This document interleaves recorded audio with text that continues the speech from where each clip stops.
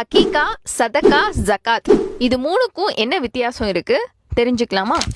அஸ்ஸலாமு அலைக்கும் வரஹ்மத்துல்லாஹி வபரகாத்துஹு. முதல்ல அகீகா அப்படின்னா குழந்தை பிறந்து அதனுடைய 7வது நாள்ல அல்லாஹ்விற்காக வேண்டி அறுத்து குர்பானி கொடுக்கறதுக்கு தான் அகீகா அப்படின்னு சொல்லப்படுது. வசதி வாய்ப்பு இருக்கிறவங்க இந்த சுன்னத்தை நிறைவேற்றலாம், ஆனா இது கட்டாய கடமை கிடையாது.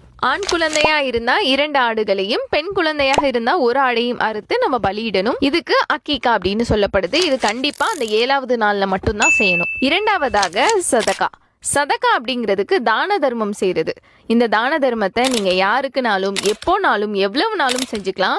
இதுக்கு வரம்பு அப்படின்றது ஒண்ணு கிடையாது. ஜகாத். ஜகாத் அப்படிங்கிறது நம்ம வச்சிருக்கிற செல்வங்களை தூய்மைப்படுத்தக்கூடிய ஒரு விஷயம். குறிப்பிட்ட அளவுக்கு நகையோ வீடோ பணமோ சொத்துகளோ இருந்துச்சுன்னா குறிப்பிட்ட அளவுக்கு நீங்க ஜகாத் கொடுக்கணும் அப்படிங்கிறது கடமை. இது கட்டாய கடமை கிடையாது, வசதி வாய்ப்பு உள்ளவங்களுக்கு மட்டும்.